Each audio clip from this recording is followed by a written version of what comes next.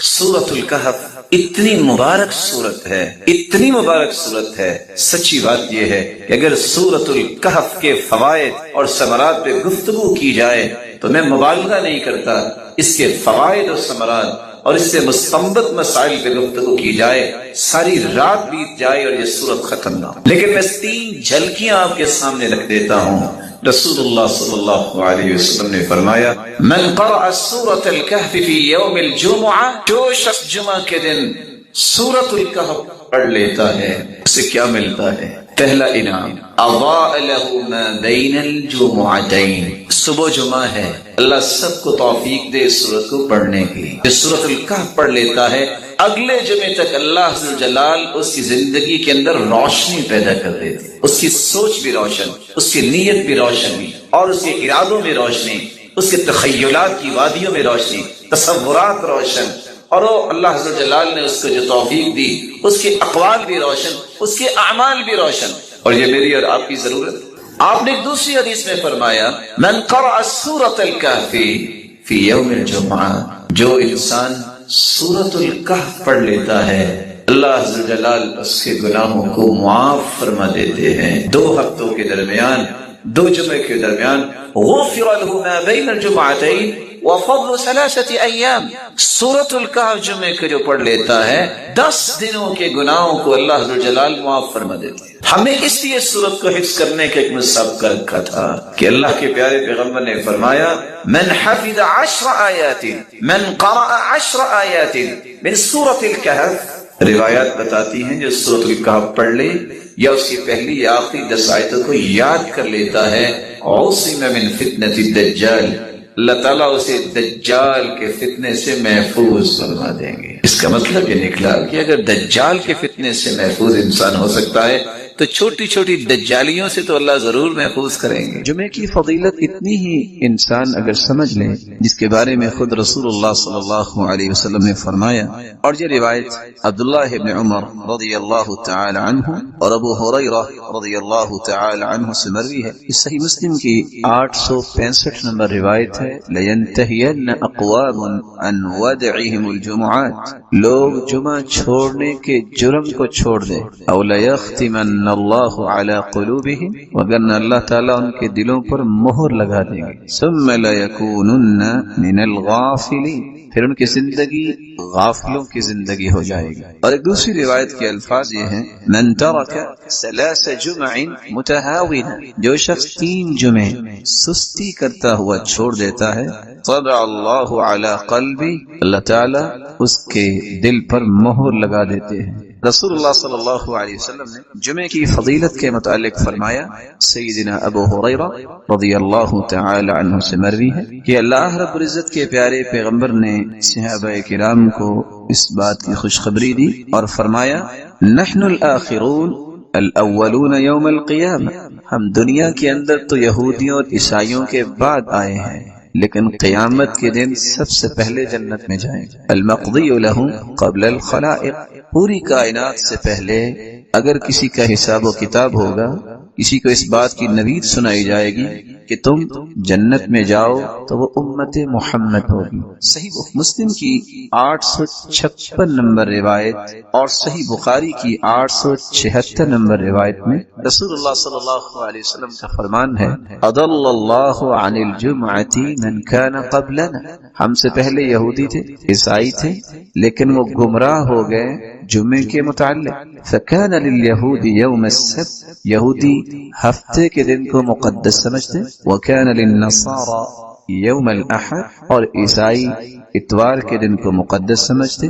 فجاء اللہ بنا، پھر اللہ تعالیٰ نے ہمیں نعمت سے نوازا، فہدانا اللہ لیوم الجمعہ، اللہ نے ہمیں جمعے کی نعمت سے نوازا، فجعل الجمعہ والسبت والاحد، تو اللہ نے ترتیب ہی بنوا دی، جمعہ پھر اس کے بعد ہفتہ اور اتوار۔ وَكَذَلِكَ هُمْ تَبَعٌ لَنَا يَوْمَ الْقِيَامَةِ، اسی طرح قیامت کے دن وہ ہمارے پیچھے ہی ہوں گے۔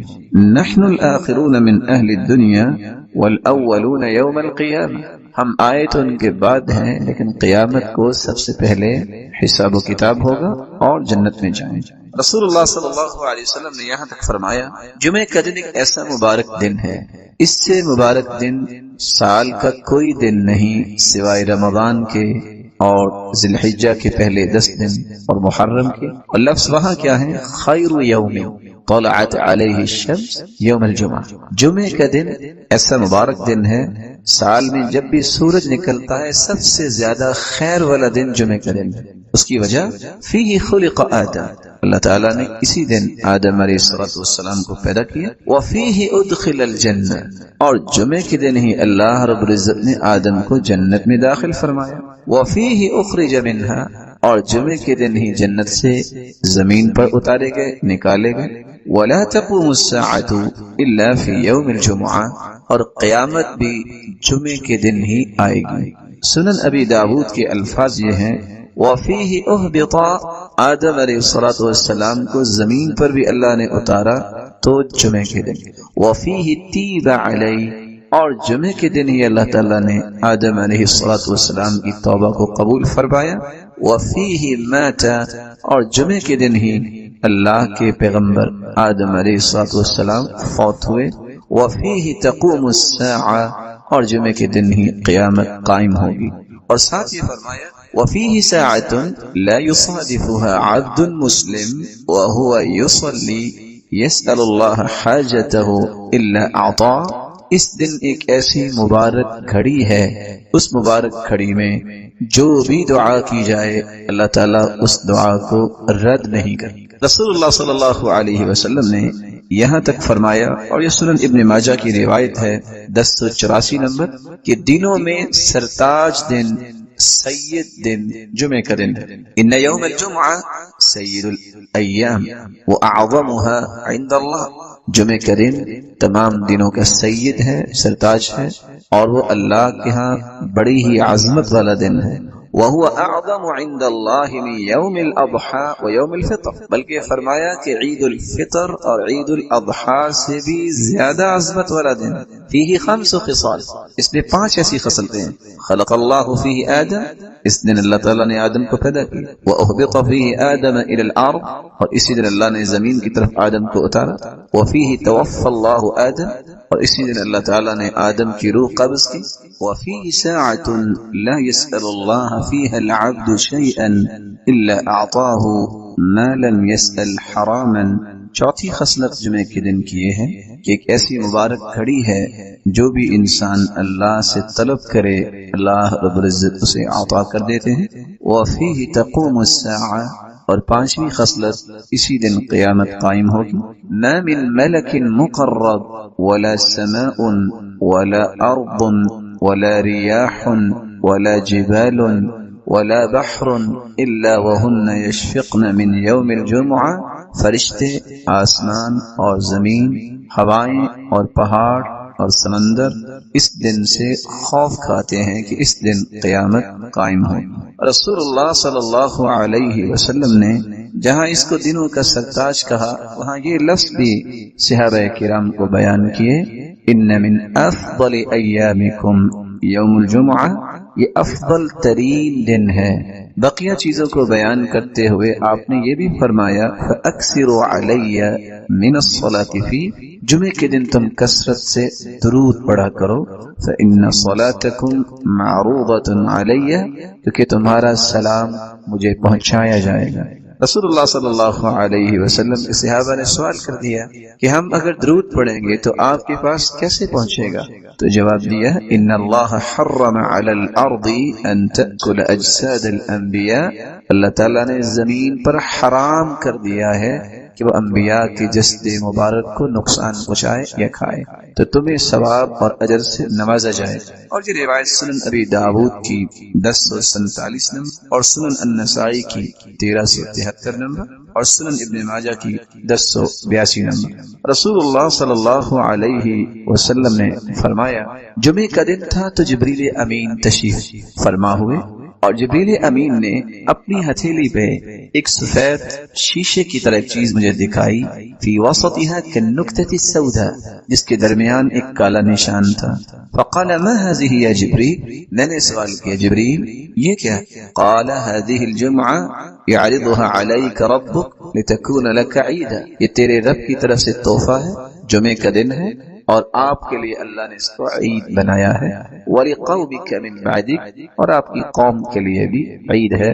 اور ایک دوسری روایت کے الفاظ یہ روایت طبرانی کی روایت ہے، اور شیخ البانی رحمۃ اللہ علیہ صحیح الترغیب و ترہیب میں اس کو صحیح کہہ رہے ہیں۔ آپ کے زبان اقدس سے یہ الفاظ بھی نکلے، ان هذا اليوم جعله الله عيدا للمسلمين، اللہ تعالیٰ نے جمعے کے دن کو مسلمانوں کے لیے عید کا دن بنایا ہے۔ بلکہ رسول اللہ صلی اللہ علیہ وسلم نے فرمایا، ان فی الجنۃ لسوقا یأتونها کل جمعہ، جمعے کا مبارک دن اللہ جنت میں بھی رکھے، جنت میں ایک بازار ہوگا، یأتونها کل جمعہ، صحیح مسلم کی 2833 نمبر روایت ہے، یہ جنت میں بھی ایک بازار ہوگا جس میں جنتی جمعے کے دن آئیں گے، کیا کیفیت ہوگی یہ اللہ ہی جانتے ہیں۔ اور اگر اس کو دوسرے لفظوں میں آپ کہہ سکیں کہ جنت میں بھی اللہ تعالیٰ جمعہ بازار جنتیوں کی خواہشوں کو پورا کرنے کے لیے لگوائیں گے، فتحب ريح الشمال، شمال کی طرف سے ہوا آئے گی،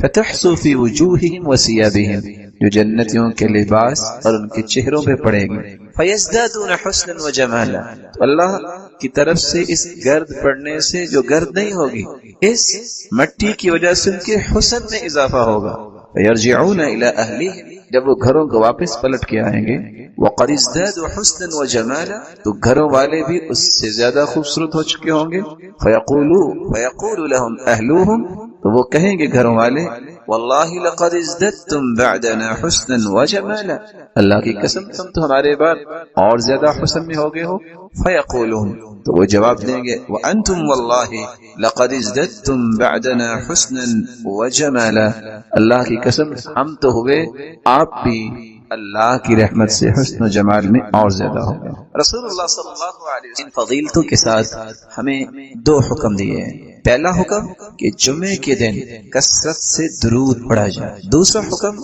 اس میں ایک ایسی مبارک گھڑی ہے جو بھی دعا کی جائے وہ دعا رد نہیں ہوتی۔ وہ کون سی گھڑی ہے، وہ کون سا وقت ہے جب دعا کی جائے تو دعا رد نہیں ہوتی؟ سیدنا ابو ہریرہ روایت کرتے ہیں، اور یہ صحیح بخاری کی 935 نمبر اور صحیح مسلم کی 852 نمبر روایت ہے، ان فی الجمعۃ للساعہ، جمعے کے دن ایک ایسی گھڑی ہے، لا یوافقها عبد مسلم قائم یصلی، جو بھی شخص اس گھڑی کو پا لیتا ہے اس حالت میں کہ وہ نماز پڑھ رہا، یسأل اللہ خیرا الا اعطاہ ایاہ، اللہ تعالیٰ اس کو ہر وہ چیز عطا کر دیتے ہیں جس کا بندہ مومن سوال کرتا ہے۔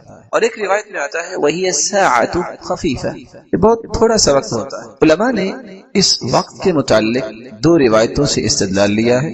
پہلی روایت ابو موسیٰ اشعری رضی اللہ تعالی عنہ کی ہے کہ وہ گھڑی اس وقت شروع ہوتی ہے، ہی ما بین ان یجلس الامام الى ان تقضى الصلاة، خطیب جو خطبہ دینے کے لیے ممبر پہ بیٹھتا ہے اور جب تک نماز نہیں ہو جاتی، گویا کہ خطبے کا وقت اور نماز کے ختم ہونے تک یہ ایک ایسی مبارک گھڑی ہے جس گھڑی میں جو بھی انسان مانگے اللہ اس کو عطا کرتے ہیں، اور یہ صحیح مسلم کی 853 نمبر روایت ہے۔ دوسری روایت میں آتا ہے جمعے کی دن 12 گھڑیاں ہوتی ہیں، ان 12 گھڑیوں میں ایک ایسی ساعہ ہے، ایک ایسی گھڑی ہے جو بھی انسان اس میں دعا کرے اللہ قبول فرماتے ہیں، فَالْتَمِسُوهَا آخِرَ سَاعَةٍ بَعْدَ الْعَصْرِ، تو تم عصر کے بعد اس کو آخری گھڑی میں تلاش کیا کرو۔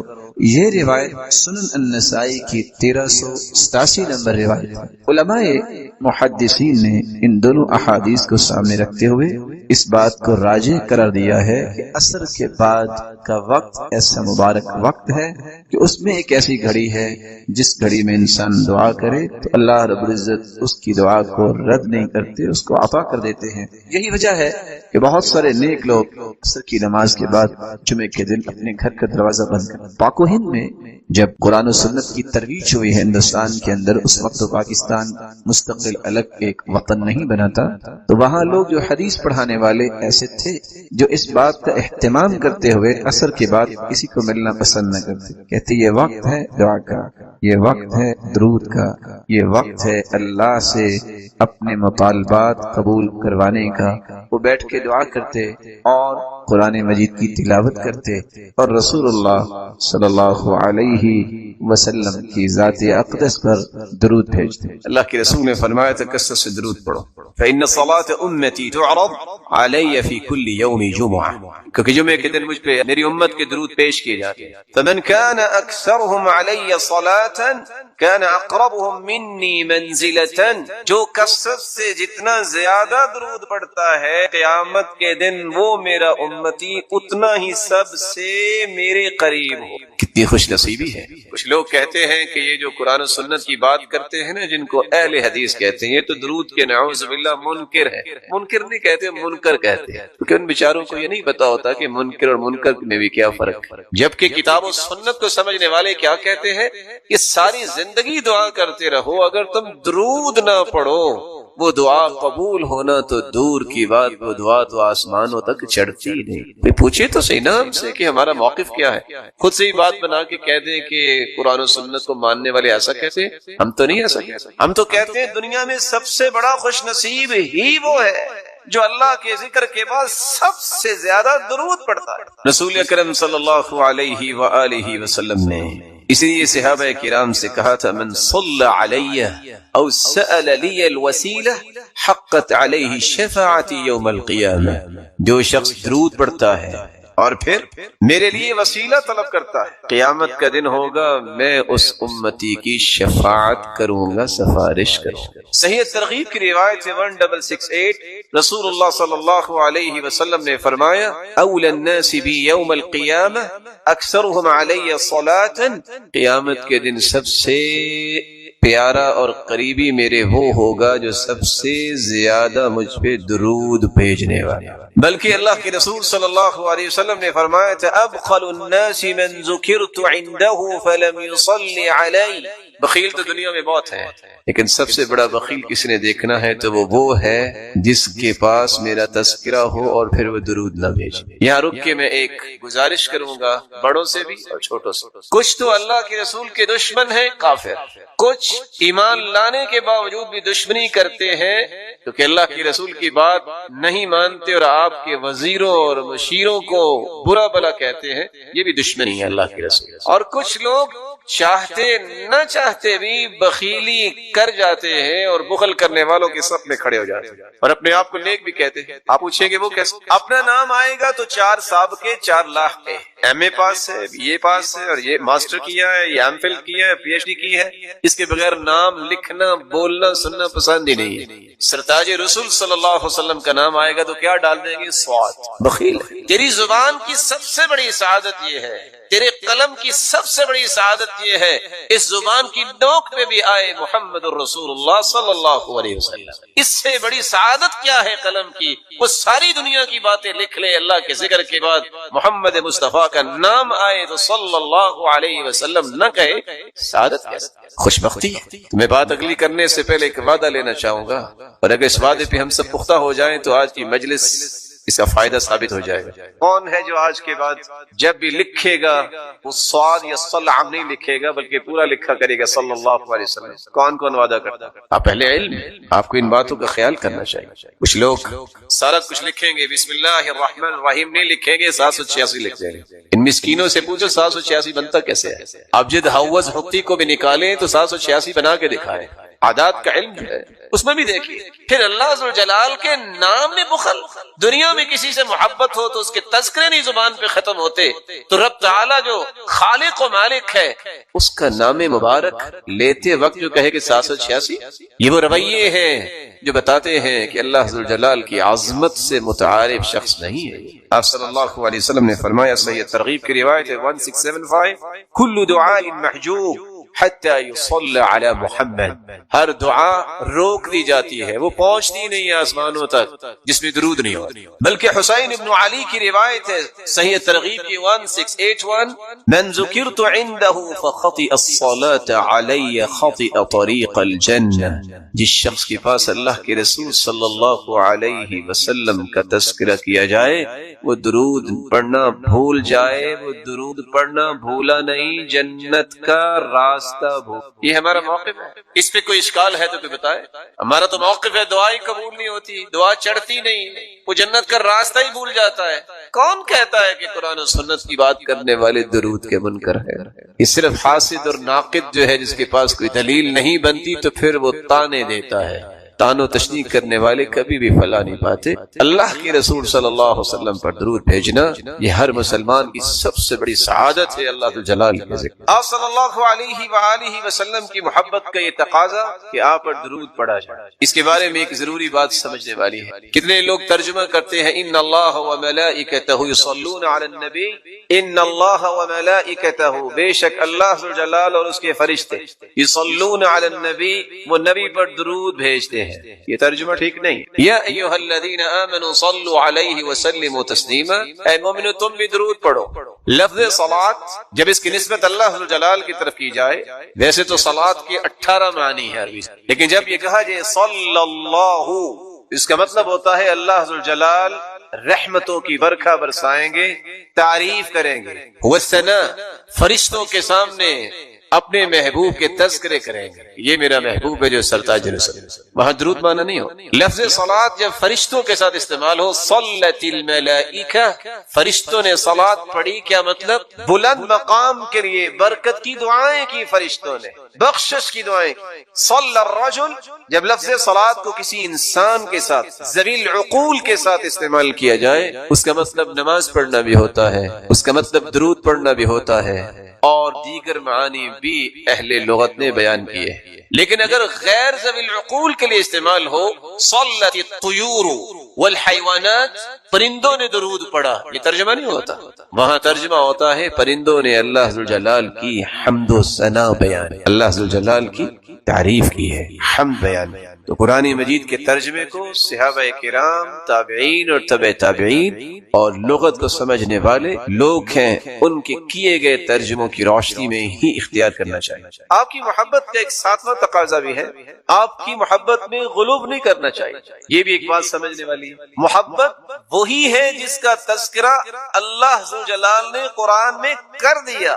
بھلا اللہ سے بڑھ کے بھی کوئی محبت کی حقیقت کو پیش کر سکتا ہے؟ محبت وہی ہے جو اللہ کے رسول نے خود سمجھا دی کہ یہ میرے ساتھ محبت، غلو نہیں، حدود سے تجاوز نہیں، حدود کو کراس نہ کیا جائے. صرف 3 آیتیں اگر آپ ان کو یاد رکھیں تو کبھی بھی آپ غلو کا شکار نہیں ہوں گے. سورۃ الانعام کی 50 نمبر آیت، سورۃ الاعراف کی 188 نمبر آیت، اور سورۃ الکہف کی آخری آیت 110 نمبر آیت. قل لا اقول لكم عندي خزائن اللہ، میں بڑی محبت کے ساتھ، ادب کے ساتھ، احترام کے ساتھ یہ پیغام پہنچانا چاہتا ہوں ان مسلمانوں تک بھی جو محبت کا دعویٰ بھی کرتے ہیں اور اس آیت کی روشنی میں محبت کے زاویوں کو اختیار نہیں کرتے. غلو کیا کہتے ہیں کہ خزانوں کا مالک ہے تو اللہ کا رسول نہیں. میرے محترم، خزانوں کے مالک اللہ ذوالجلال، کیونکہ اللہ ذوالجلال نے اعلان بھی کروایا ہے تو اسی ہستی سے.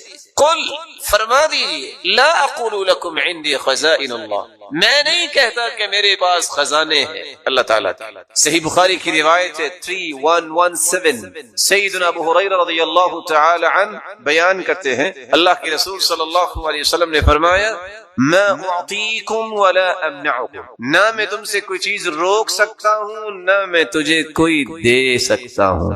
انما انا قاسم اضع حیث امرت، میں تو تقسیم کرنے والا ہوں کہاں؟